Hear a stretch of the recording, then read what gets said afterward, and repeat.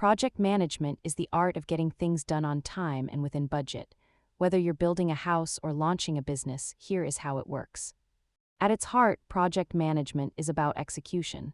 It is the structured process of taking an idea and turning it into a finished result. Research suggests that the vast majority of project failures happen not because of bad ideas, but because of a lack of clear planning and oversight.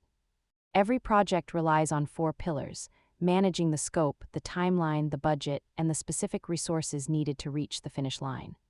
You will often hear about two main approaches. Waterfall is linear and predictable, while Agile is flexible and built for rapid, changing environments. A healthy budget doesn't just cover labor.